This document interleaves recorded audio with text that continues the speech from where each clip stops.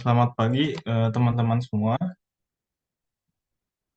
Jadi di sini saya akan mulai mempresentasikan dari e-commerce yang kita buat. Jadi di sini sudah ada tampilan dari desain dari e-commerce yang kita buat. Di sini ada beberapa page, ada page home. Di sini ada dua tampilan di mana ketika user belum login dan user sudah login. Lalu ada page cart dan wishlist, ada page profile, sama ada page login dan register. Nah, di sini untuk tampilan dari home ketika user belum login dan user sudah login, di sini bisa kita lihat ketika user belum login, tetap si user bisa membuka dari halaman home itu, akan tetapi ada beberapa fitur yang dibatasi seperti cart, wishlist. Nah, itu seperti checkout produk. Nah, itu belum bisa dipakai dikarenakan user harus login dulu. Nah, seperti di sini di atas ada tombol login ketika user belum login, tapi ketika user sudah login, dia akan memunculkan icon profile seperti ini. Lalu ada cart yang bisa diisi atau di check out. Selanjutnya, dari ketika kita klik login, maka aplikasi akan mengarahkan ke halaman login untuk mengisi user dan password. Akan tetapi apabila belum memiliki akun, di sini disediakan link untuk mengarahkan user ke halaman register. Kemudian setelah user mendaftar dan login, dia baru akan bisa mengakses ke halaman home yang dengan fitur yang lengkap, kurang lebih seperti itu. Nah, di sini ada navbar, kurang lebih navbar gitu untuk ada menu profile, wishlist, pengaturan akun, dan logout. Kalau diklik ke profile, maka user akan diarahkan ke menu profile untuk mengisi data diri dari si user seperti nama, nomor telepon, email, nama toko, jenis kelamin, dan tanggal lahir. Selanjutnya, di sini ada menu wishlist. Jika menu wishlist ini diklik, maka akan mengarahkan ke halaman wishlist, yaitu yang berisi produk-produk yang diklik favorit seperti ini. Nanti akan muncul di tampilan wishlist. Selanjutnya, di sini ada cart. Untuk cart ini, kalau diklik, dia bakal menampilkan produk-produk yang dimasukkan ke keranjang sebelum si user men-check out produk tersebut. Nah, di sini juga ada tampilan rekomendasi sesuai dengan produk yang diminati oleh si user. Ini berdasarkan direkomendasikan oleh sistem.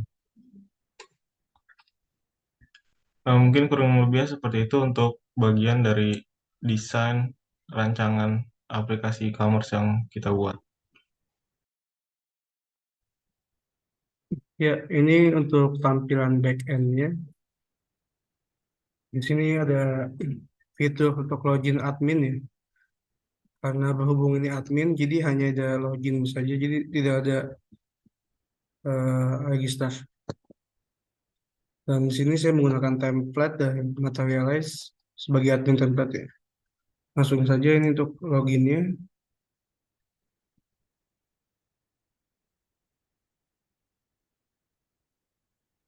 Ya. Nah, ini halaman dashboardnya belum selesai ya. Selesai sih nanti ada untuk menampilkan banyaknya produk, lalu banyaknya customers, lalu banyaknya pesanan, dan banyaknya kategori ya. Di sini ada fitur kategori.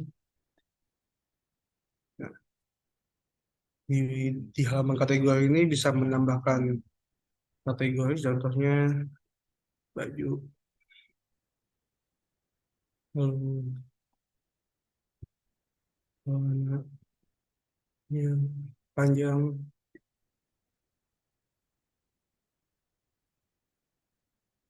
lalu keramik,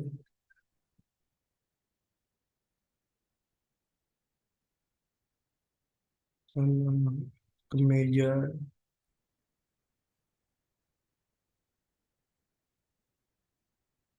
filter. Nah, ini sampai 10 data ya, biar tampil page ini.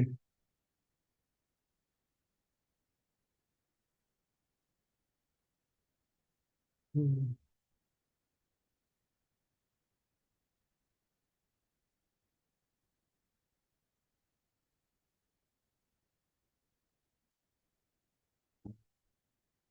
minuman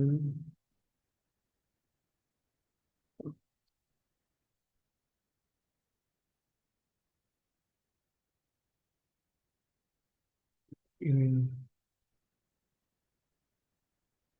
Nah, ini jadi dia per 10 data ini ya.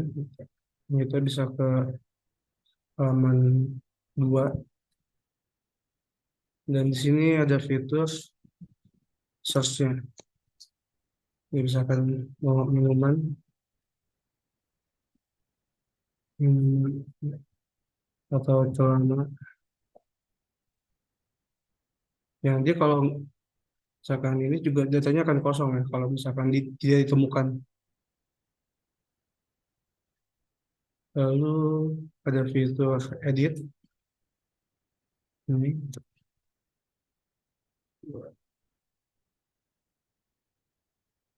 Lalu selanjutnya hapus.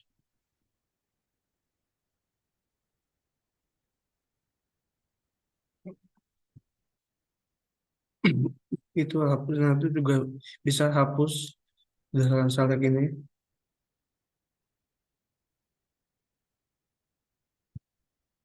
Nah, dan juga bisa hapus semuanya.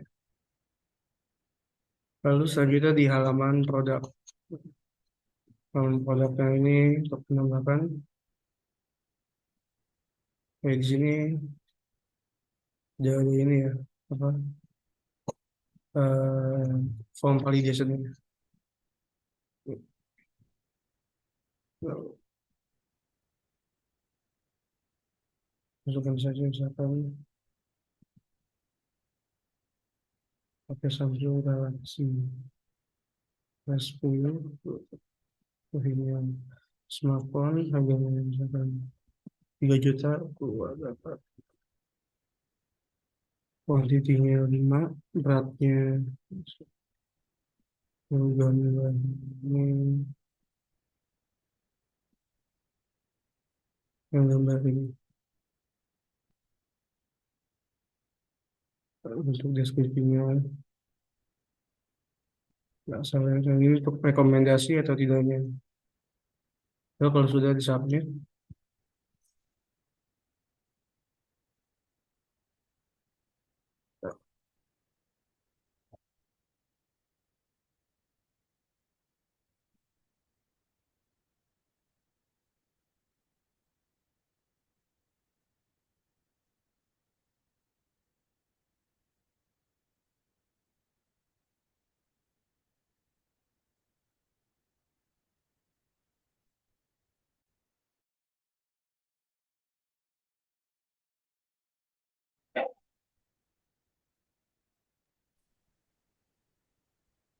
ya tadi dia kendala, diulang lagi aja sama produknya.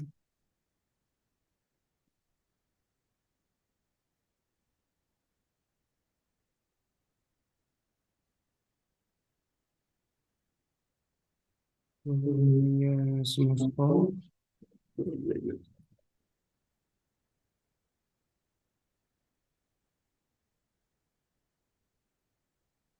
Intinya 10.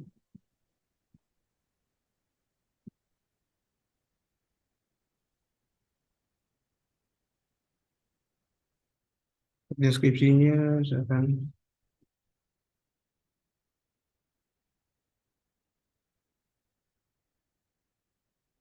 di sini untuk rekomendasi bisa dicentang.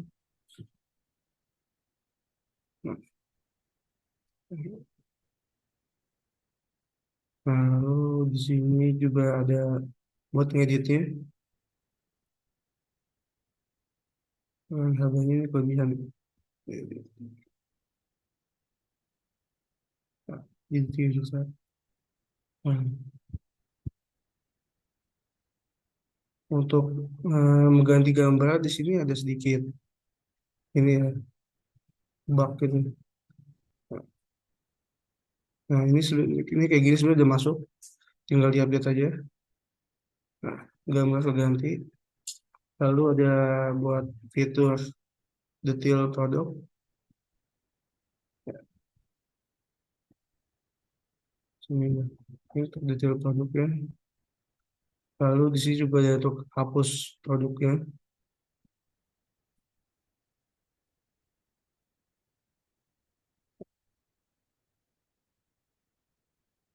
Nah, lalu di sini juga sama untuk ini, udah sama.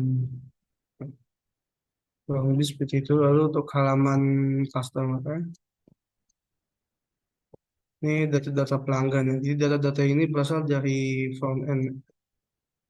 Jadi datanya akan di list di halaman pelanggan ini. Nah, di sini cuma ada fitur buat nampilin ininya, nampilin detail pelanggannya, sama untuk search-nya. Dan juga pagination-nya untuk kalau ada 10 data nanti dia akan ke halaman berikutnya. Untuk halaman order atau pesanan di sini karena belum ada pesanannya ya. Nanti pesanannya itu dari front end. Di sini ada nomor pesanan, jumlah, total bayar, status pemesanan, tanggal pesanan, dan actionnya. Mungkin itu saja dari saya. Terima kasih. Oke, selamat siang teman-teman semua. Kali ini saya akan mempresentasikan bagian front end untuk website e-commerce project yang kami buat. Di sini adalah pertama ketika kita membuka alamatnya, kita akan langsung tampil halaman depan dari website e-commerce ini. Di sini ada navbar yang berisi home, wishlist, dan kategori. Kemudian ada search bar, kemudian tombol chat atau kantong belanja, kemudian ada tombol login. Ketika pertama kali user masuk ke dalam website ini, tidak user harus akan diarahkan untuk login. Di sini akan saya klik tombol login. Kemudian user melakukan login. Ya. User login. Di sini di halaman login, apabila user belum mempunyai akun, maka user bisa melakukan pendaftaran sendiri. Di sini coba kita membuka halaman pendaftarannya. Nah, di sini kita bisa melakukan pendaftaran. Kemudian kita coba masuk login.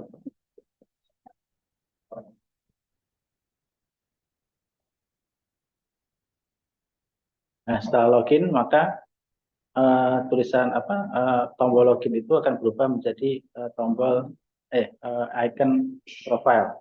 Nah, di sini user bisa melakukan edit profile atau kemudian masuk ke halaman wishlist dan halaman transaksi.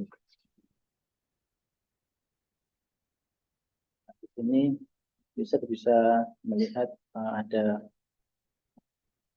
gambar carousel tentang untuk nanti untuk promosi, misalnya ada keperluan promosi, kemudian di sini ada fitur diskon, carousel juga, kemudian di sini ada fitur produknya. Apabila produknya lebih dari 8, maka ada paginasinya. Seperti itu. Kemudian apabila user ingin melakukan edit informasi profil, maka ini belum akan dibuka di halaman profil. Untuk sementara belum disambungkan ya. Nah ini halaman profil. Kemudian kemudian apabila user melakukan pembelian, maka akan masuk ke dalam halaman cart. Nah di sini halaman cart di sini. Kemudian untuk apabila sudah melakukan pembelian, maka user akan bisa melakukan pengecekan di halaman order transaksi.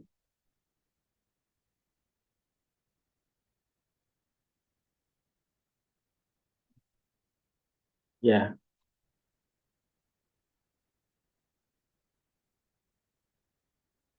demikian presentasi front end kami. Mohon maaf apabila ada kekurangan. Terima kasih. Selamat siang, teman-teman.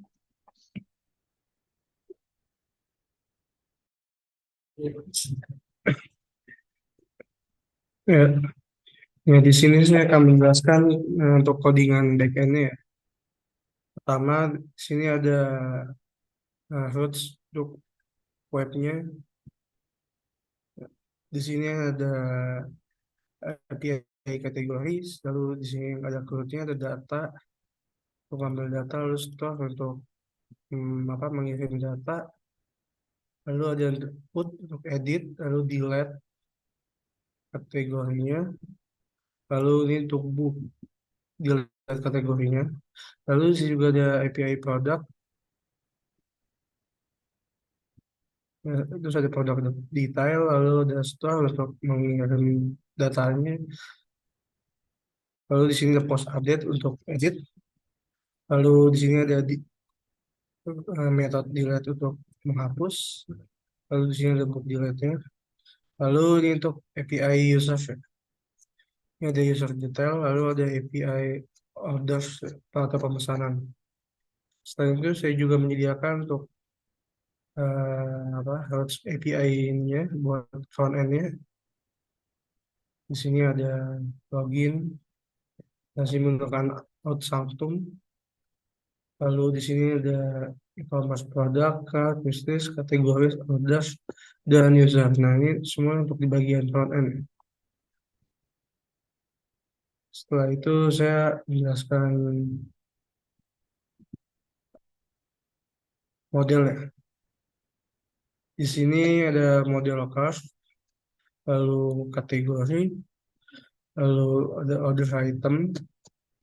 Nah, di sini ada relasinya, entah apa dari tabel order item ke tabel produk, lalu ke tabel orders atau pemesanan. Lalu di tabel orders juga ada relasinya ke tabel user. Lalu produk juga ada relasi dengan tabel kategori. Nah, untuk user tidak ada relasi. Nah, untuk wishlistnya dia ada relasi juga produk sama user seperti tabel cart. Selanjutnya untuk database ya.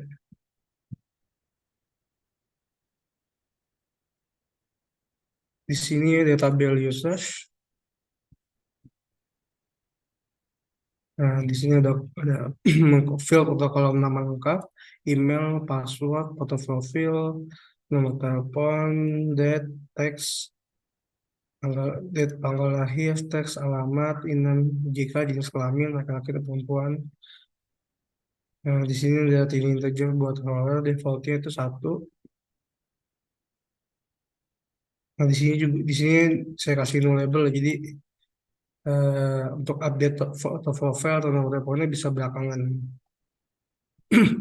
Selanjutnya ada tabel kategori di sini. Di tabel kategori cuma ada field nama kategori. Lalu tabel produk, di sini ada field nama produk, harga, quantity, integer untuk berat, string untuk foto produk, long text untuk deskripsi, dan Falcon ID dengan untuk relasinya. Lalu ini untuk ini untuk tambahkan field di bagian tabel produk, boleh kan? Rekomendasi. Lalu ada tabel wishlist. Untuk ini tabel wishlist isinya relasi ya ke tabel produk ke tabel users. Nah, tabel card juga sama seperti tabel wishlist, berrelasi dengan produk dan users. Lalu di sini tabel order ada pemesanan. Di sini ada string nama pemesanan, medium integer quantity apa kita ya quantity, lalu tinggi integer untuk status. Jadi statusnya itu ada 4 ya. Jadi belum dikirim, disiapkan, sudah dikirim, lalu sama pesanan diterima. Lalu integer ini untuk total keseluruhannya, total pesanannya. Di sini juga ada relasi dengan users di tabel users. Untuk eh, tabel order item di sini ada field integer harga, lalu medium integer quantity, integer subtotal, lalu ada relasi dengan produk, tabel produk, lalu ada relasi dengan tabel order. Selanjutnya untuk controller saya. Nah, controller saya di sini ada dua, ada admin dan untuk front end-nya. Sama untuk eh, controller kategori di sini ya, indeks ya.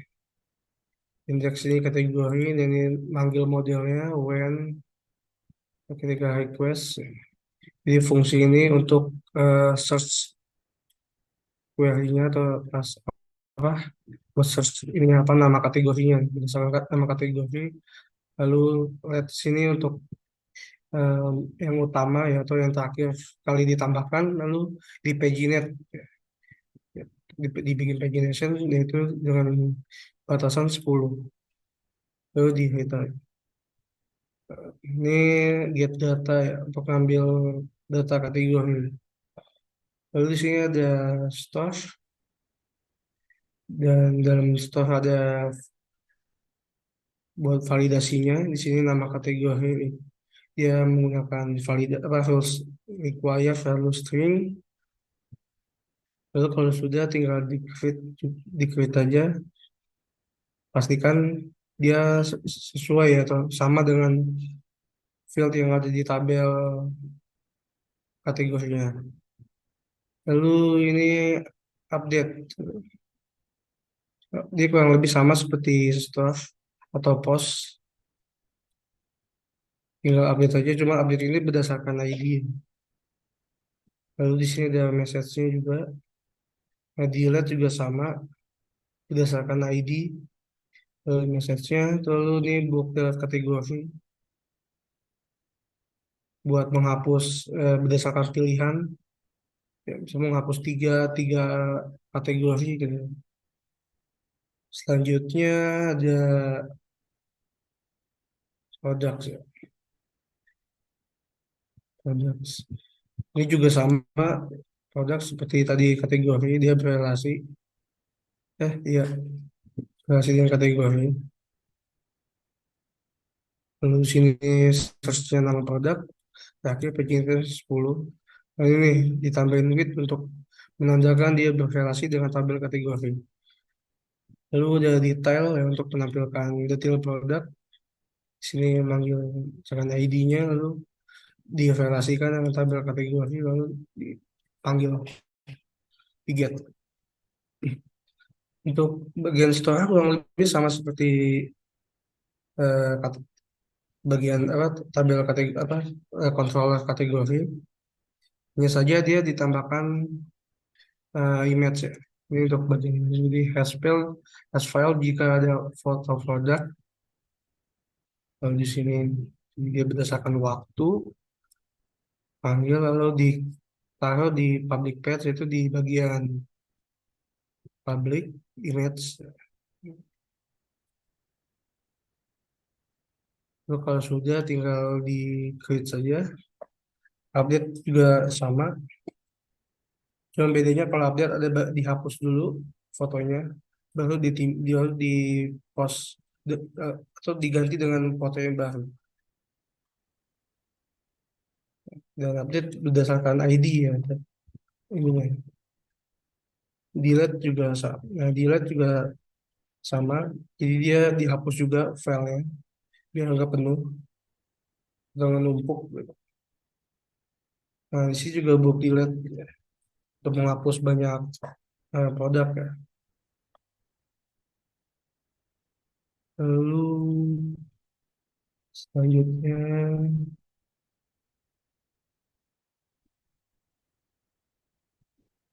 di user. Ini itu juga sama kayak produk dan kategori di sini, cuma di sini dia URL atau pencariannya dua, misalkan nama lengkap dan nomor telepon. Untuk detail sama, store sama, juga sama, pakai foto, foto profile. Ya udah.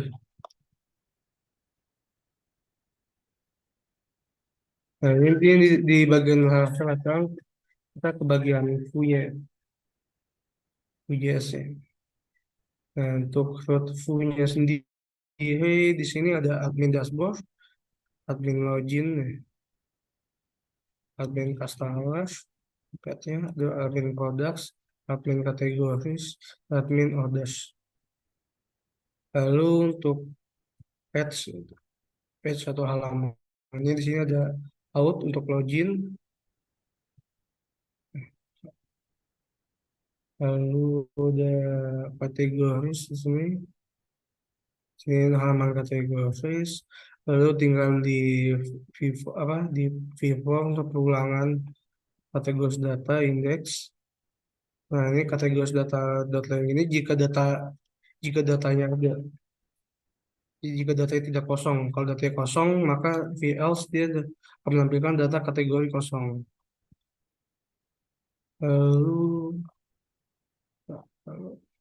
sini ada button untuk tambah kategori, lalu ini untuk menghapus bulk delete, untuk menghapus banyak kategori.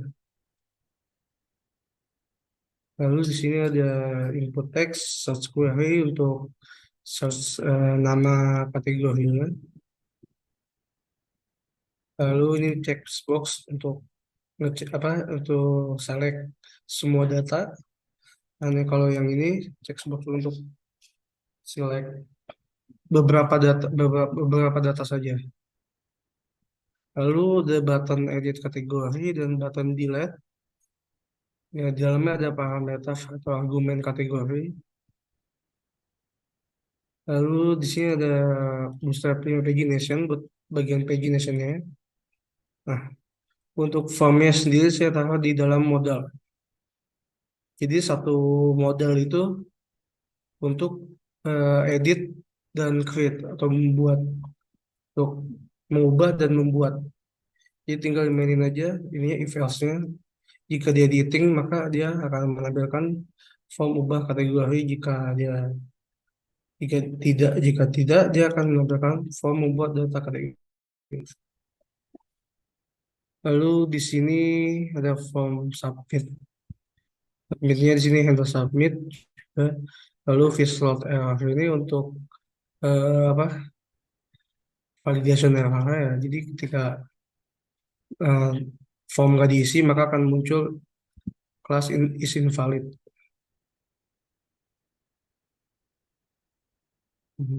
Ya, untuk ini secara value. Lalu ini validation skemanya nanti akan dijelaskan di bawah. Oh ya, untuk tag formnya ini juga beda ya. Saya menggunakan plugin dari V-Validation. Lalu tinggal ketiga ini juga sama bagian buttonnya di if else editing di update, jika tidak dia submit. Lalu bawah di sini ada plugin Axios, lalu ada form dan field dari validation, lalu ada YAP buat validasinya, buat rules validationnya, lalu ada use toaster untuk apa notifikasinya, sweet alert juga sama, debounce atau lodes buat apa, buat watch sebagai callback. Lalu di sini ada plugin Bersaria Pagination. Sini variabel kategoris, editing, from value, toasters. Baik. Nah, ini gets kategoris untuk menampilkan data kategorinya. Ya, pet dengan satu. Yang ini pet dengan satu ini untuk pagination-nya. Lalu jangan lupa untuk dikirim paham query such query value. Nah, responnya kalau berhasil maka akan tampil datanya dan ini juga akan di reset selected get-nya. Kalau gagal maka akan muncul kesalahan error di konsol log. Untuk handle submit-nya ini dia ada dua ini ya, jika dia true maka akan ke update, jika false dia akan ke create. Lalu untuk add kategorinya dia di sini pakai jQuery ya. Jadi modal jika kita klik add kategori maka modal akan muncul dan otomatis editing value-nya di set false.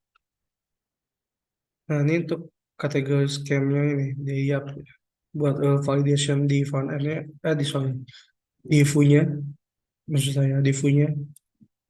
Lalu kalau udah di sini ada klik kategori, di sini asynchronous wait, lalu values set form dan set field error buat apa validation error. Set form ini untuk menghapus semua datanya, jadi ketika habis nge-create atau buat kategori, jadi otomatis datanya jadi kosong lagi. Lalu jangan lupa dipanggil juga get categories-nya, lalu di sini ada jQuery-nya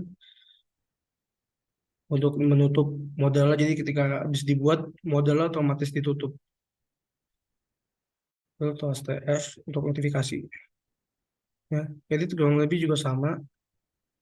Yang beda dia berdasarkan ID. Ya. Lalu untuk delete-nya di sini menggunakan sweater left. Jadi ketika di klik delete, tampil yakin atau apa iya atau tidak gitu. Untuk membuat make sure gitu. Yakin nggak di delete datanya gitu. Dan delete berdasarkan kategori ID. Nah, toggle select ini buat select checkbox-nya. Kalau udah di select, tinggal di bulk delete aja berdasarkan pilihan yang dia sudah di select tadi. Nah, ini watch-nya untuk bagian search-nya, search nama kategorinya. Lalu jangan lupa di on mounted. Yang mounted ini fungsinya untuk pertama kali di render itu dijalankan. Jadi akan menampilkan data kategori. Lalu halaman produk. Halaman produk kurang lebih juga sama seperti kategoris. Ini kurang lebih sama. Cuma beda di ini doang apa? Dia ada detail produknya sama buat image-nya, program graph.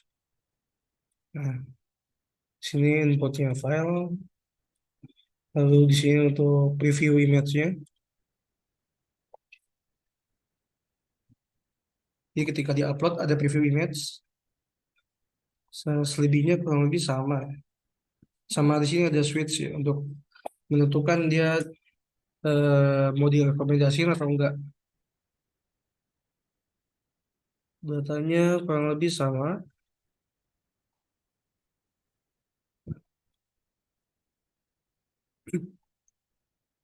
Sama nanti ada ada upload file untuk preview image-nya ya. Jadi ketika di-upload gambar muncul image-nya ditampilkan. Untuk add product juga sama seperti kategori ini juga berarti sama. Kalau kita di sini pakai app ditambahin form data, jadi di sini ada event. Lalu kalau karena di sini dia mengirim file, jadi dihidupkan di content type multiple form data. Lalu kalau berhasil di get products, lalu muncul pesan notifikasi, lalu formnya di dikosongin lagi. Gitu pun juga edit. Kalau edit dia nggak dikosongin. Lalu dilihat juga masih sama, ya selebihnya sama.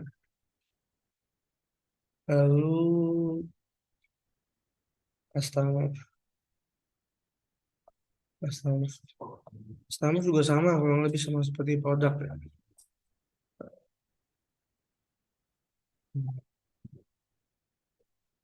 Nah, ini untuk ya user detailnya. Nah, di sini dia karena berrelasi jadi manggilnya seperti ini data nil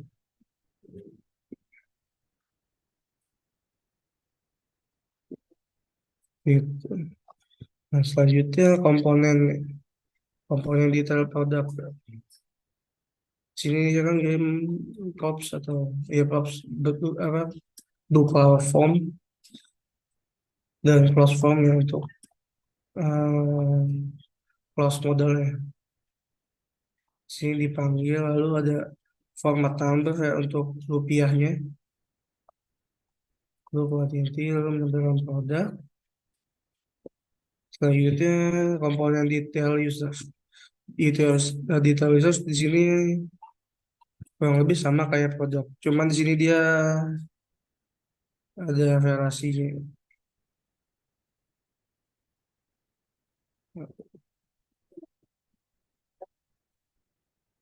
Sorry, kebalik yang ada relasinya di detail produk. Ya, di sini di detail di Yusuf tidak ada. Dia sama. Ya mungkin itu saja dari saya. Terima kasih.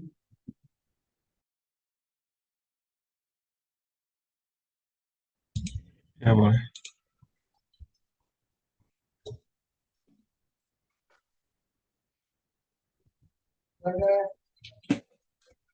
Aduh, sebentar Mas, sorry Mas. Ada yang memanggil ya Mas. Baik teman-teman, di sini saya akan menjelaskan apa saja yang telah saya kerjakan.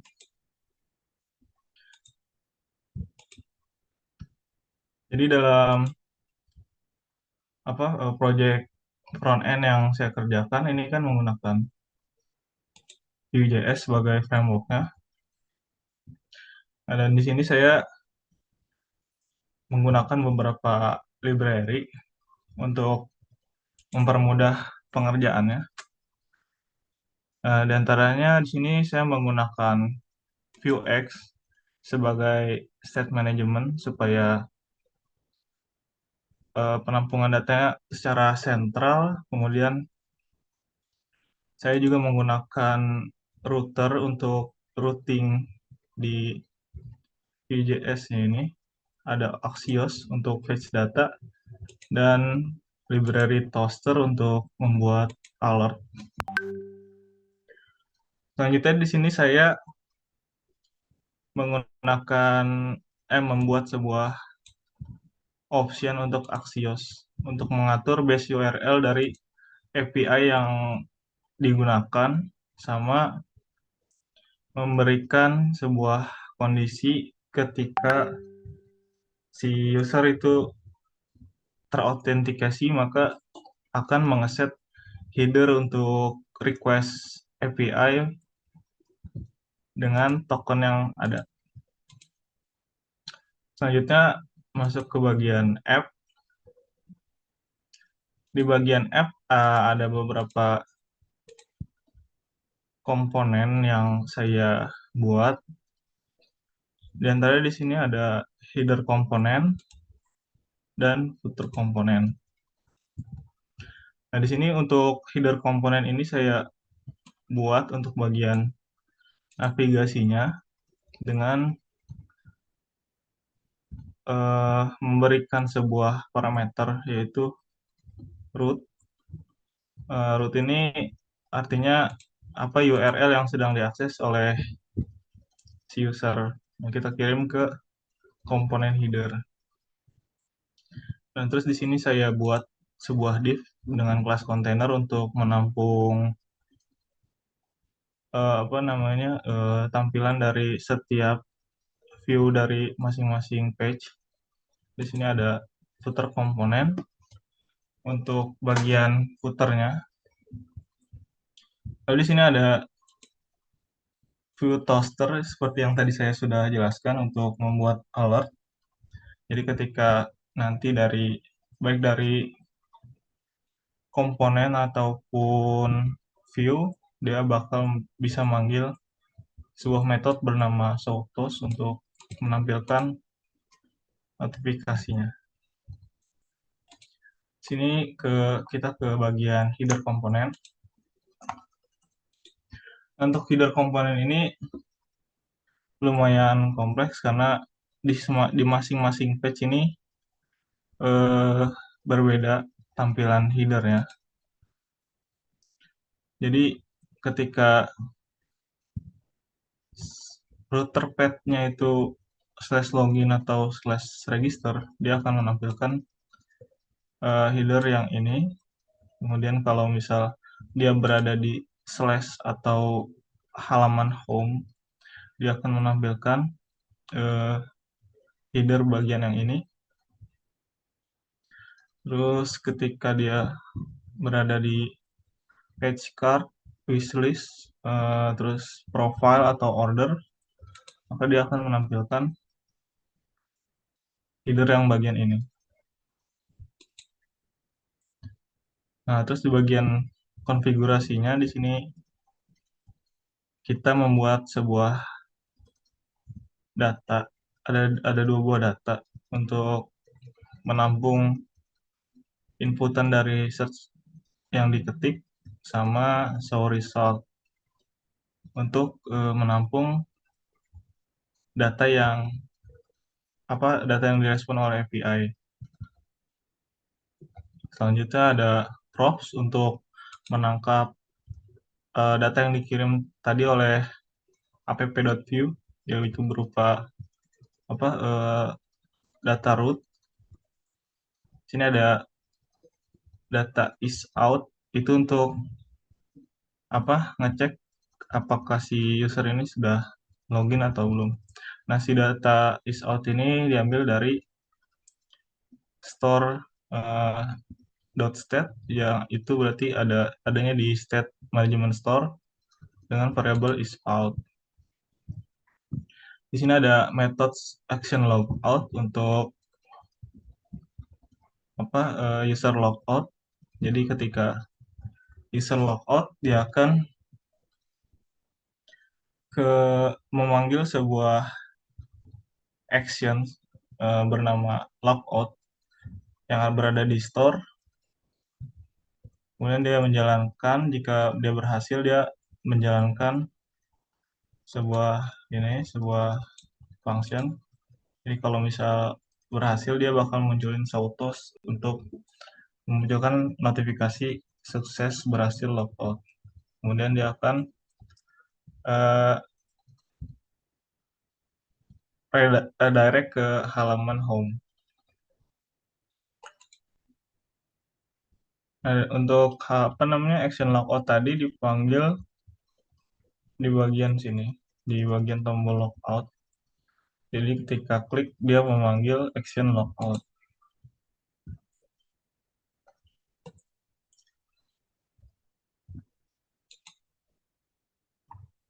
Kemudian di sini ada footer komponen. Untuk footer komponen hanya sekedar tampilan div untuk footer saja. Jadi dia dipanggil di bagian bawah dari setiap page. Lalu kita masuk ke router. Nah, di sini ada beberapa path untuk masing-masing halaman. Di antara ada halaman home, wishlist, cart, profile, login, register, dan order. Dan saya menampung path ini di dalam sebuah variabel bernama routes. Kemudian saya membuat lagi sebuah variabel bernama router untuk membuat routernya dengan mengambil data route yang tadi kita buat. Nah, di sini saya membuat kondisi ketika si router mau mengakses sebuah page. Jadi di sini kita memanggil sebuah fungsi dari router yang disediakan oleh view router, itu before each. Jadi ketika contoh di sini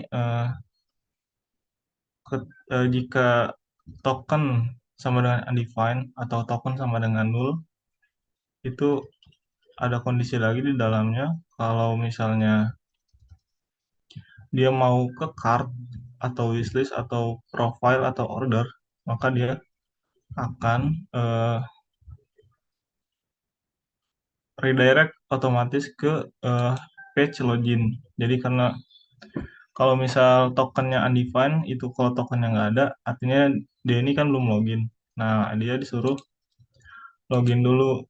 Tapi kondisi ini adanya ketika si user ini mau akses sebuah halaman. Jadi sebelum sampai ke sebuah halaman, maka dia akan dialihkan ke halaman login kalau belum login. Nah, cuma di sini saya juga buat kondisi ketika dia mau masuk ke halaman login, tapi dia udah login, maka nggak bisa, dia akan masuk ke halaman home karena si user sudah login.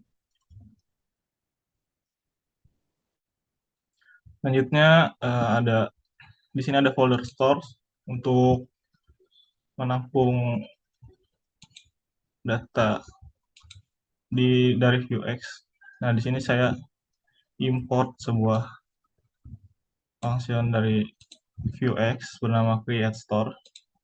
Kemudian di sini saya tampung dalam sebuah variabel bernama store yang tadi kita panggil di main.js. Nah, di sini di dalam store ini ada beberapa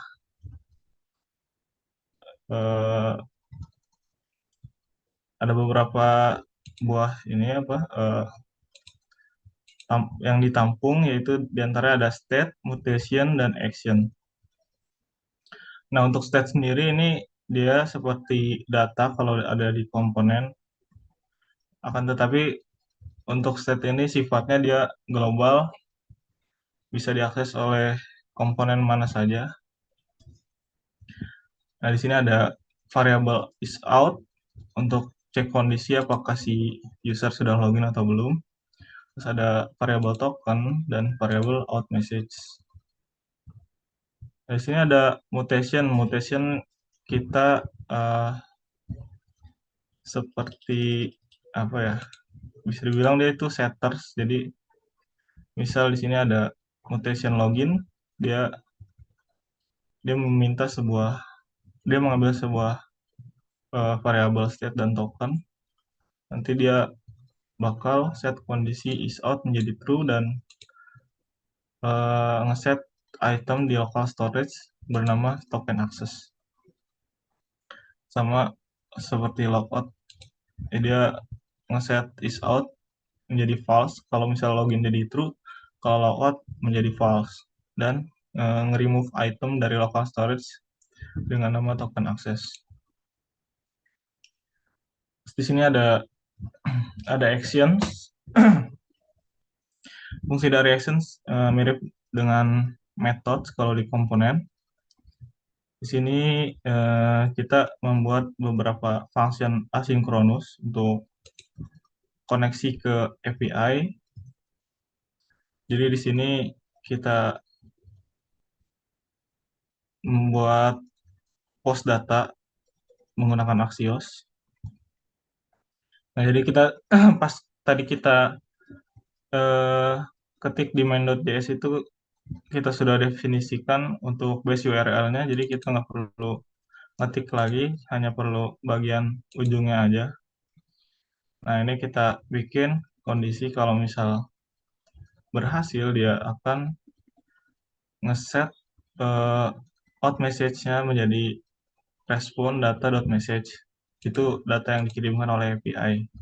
Nah, kalau error juga sama, dia kirim ke out message. Kemudian ada function login, di sini ada kita ambil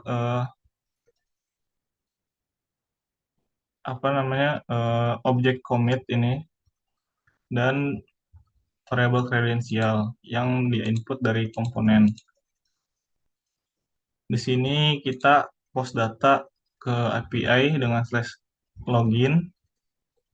Nah, kemudian respon tersebut dia memberikan sebuah token yang nanti kita akan simpan yang nanti kita akan simpan ke dalam local storage tadi. Nah, di sini kita commit login. Commit login itu kita panggil sebuah setters, sebuah mutation yang bernama login. Nah, ini kan kita kirim data tokennya ke sini. Kita set item di local storage-nya. Kemudian sama dia juga ngeset out message-nya dari jadi apa yang diberikan oleh API. Lalu ada function logout, kurang lebih sama seperti login. Bedanya dia nge-remove item token access dari local storage.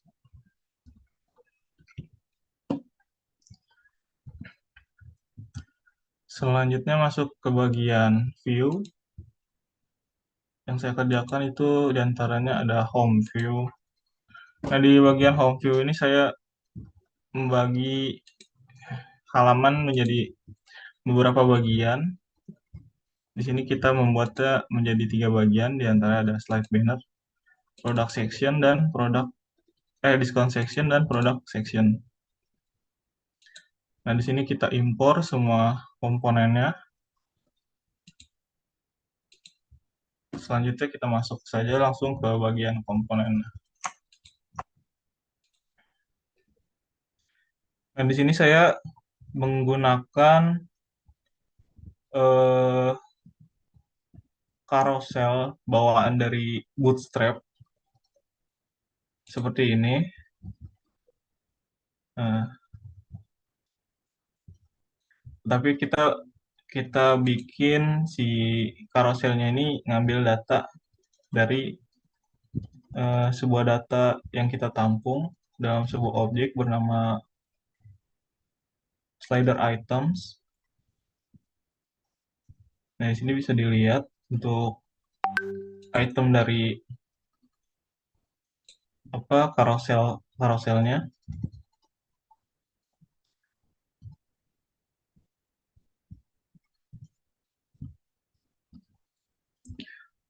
Selanjutnya untuk bagian discount section,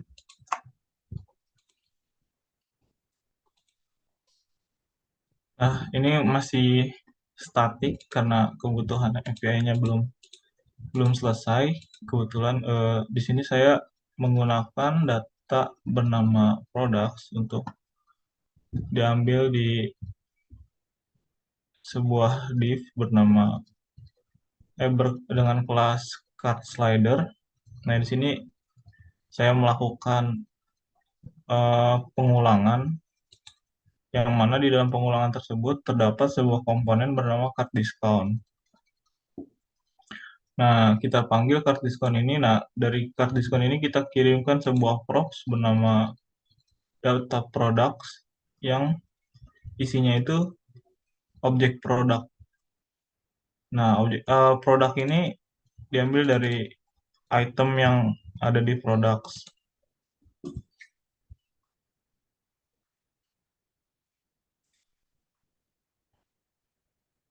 Kalau kita masuk ke dalam komponen cut discount, nah ini bisa dilihat untuk data props yang dikirim akan ditampung dalam sebuah variabel bernama data products yang nantinya dipanggil di tampilannya seperti ini. Lalu balik lagi ke bagian discount section. Di sini ada tombol untuk kita geser geser slidernya itu. Dan di sini ada scroll left dan scroll right. Ini kalau misal kita panggil function method scroll left, dia akan menggeser ke kiri sebanyak 300. Dan kalau misalnya scroll right, sebaliknya dia akan menggeser ke kiri sebanyak 300. Dia memanggil sebuah card slider dengan dia akan memanggil sebuah komponen dengan ref card slider. Nah, itu yang ini nih. Yang ini. Nah, kalau kita balik lagi ke home view, di sini masih ada satu komponen lagi yaitu product section.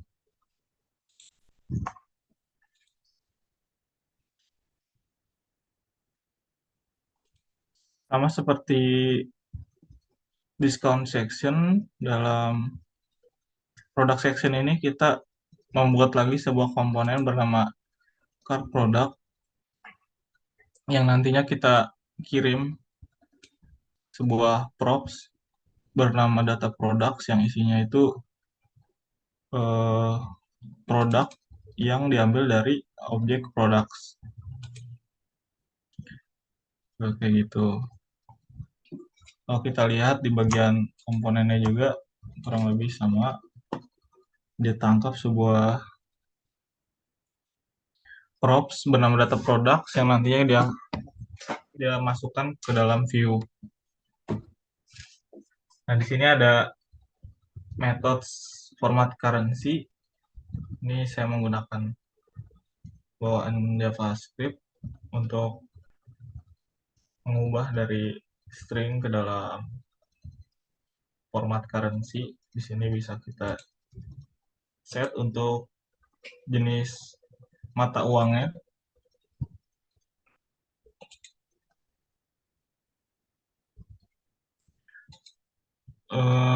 Selanjutnya ada di bawahnya ini ada bagian pagination. Untuk bagian pagination-nya sendiri di sini saya membuat sebuah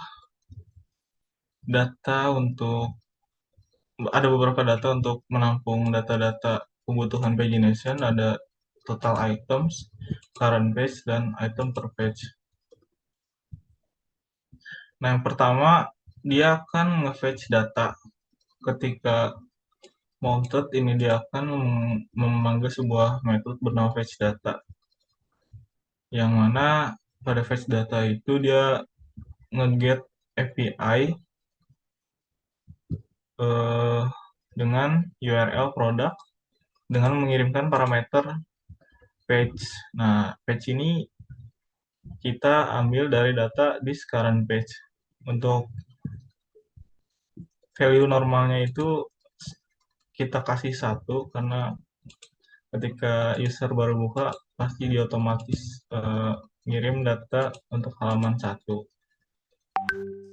Kemudian ngasih respons untuk dia taruh ini total items di respons data total dia taruh di variable total items dan variable data produknya ini di this.product.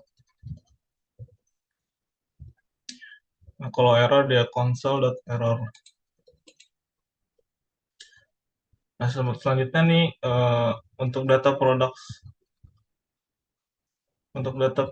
tadi kita kita kirim ke card produk yang tadi kita sudah jelaskan.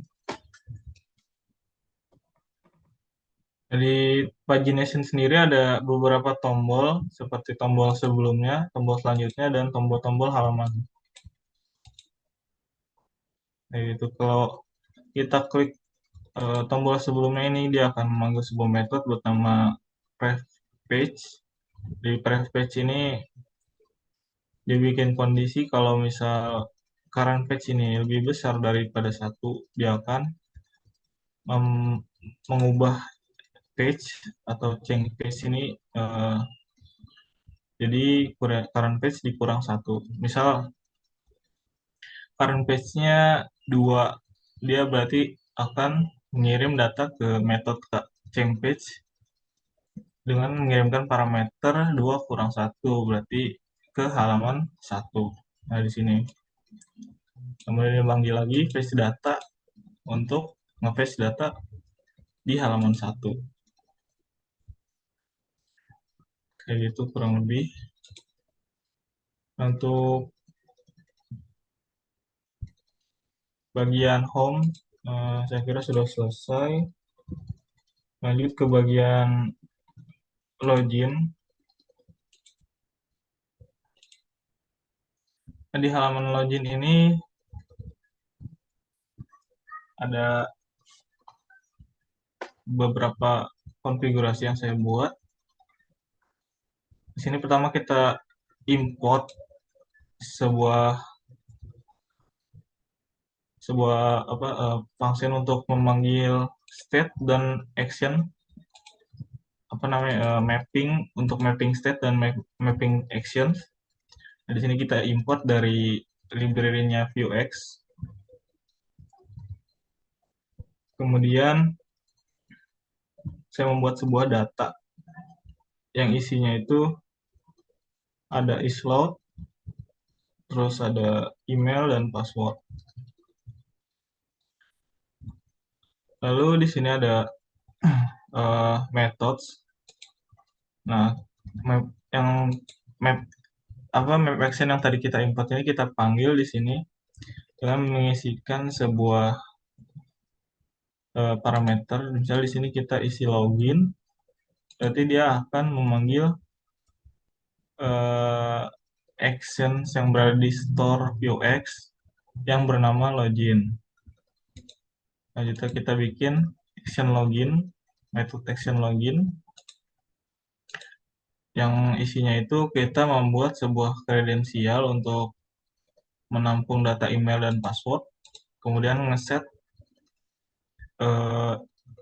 data variabel isload menjadi true. Jadi kalau misal kita klik login ini, dia bakal ngeset kondisi isload menjadi true, terus ada dia manggil yang tadi kita map action ini kita panggil lagi di sini, yang kita kirim data kredensialnya. Kemudian ada kondisi jika is out itu true, dia akan menampilkan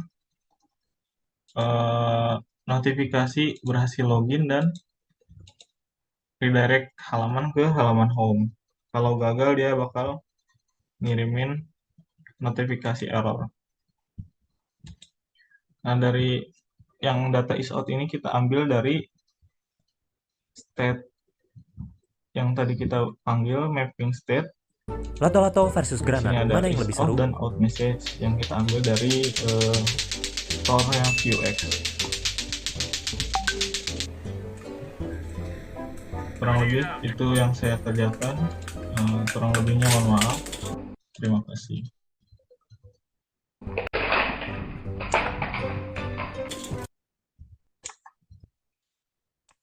Oke. Ya, udah. Oke. Selamat siang semuanya, teman-teman semuanya. Kali ini saya akan mempresentasikan bagian yang saya buat untuk project web e-commerce. Di sini saya akan menerangkan mengenai index.js yang rootnya. Di sini root yang saya kerjakan adalah chart, profil, dan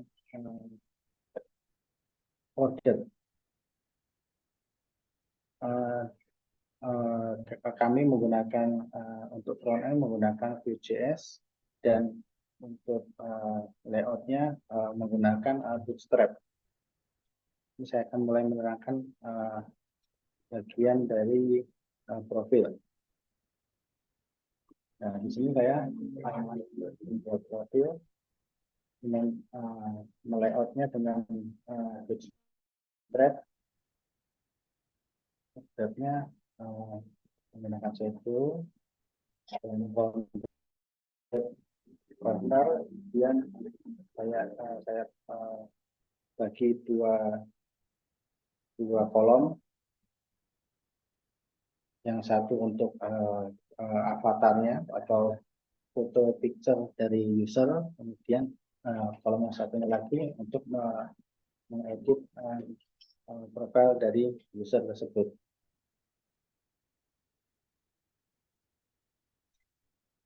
Untuk inputnya menggunakan Bootstrap juga, style inputnya.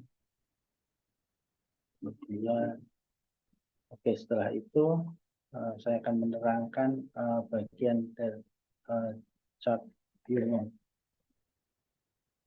Oh ya, ini dari chart view ini saya juga menggunakan Bootstrap. Kemudian untuk tabnya saya bagi juga ke dalam kolom, kemudian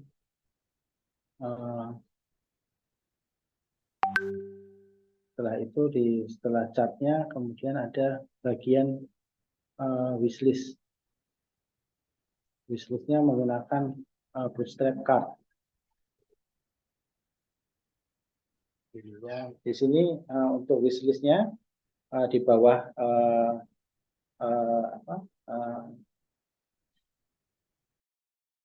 kontainer chart itu di wishlistnya diimport melakukan komponen di Vue. Seperti ini komponennya. Kita bisa lihat sampelnya.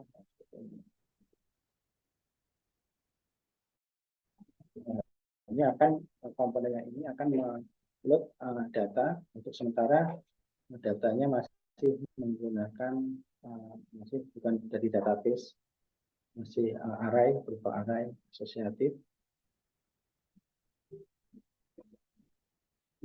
Setelah itu saya akan menemukan bagian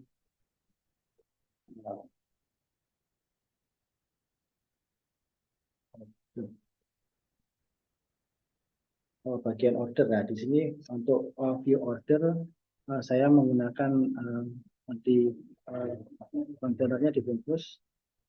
Kemudian saya menggunakan accordion dari Bootstrap untuk membuat grouping tiap-tiap ordernya.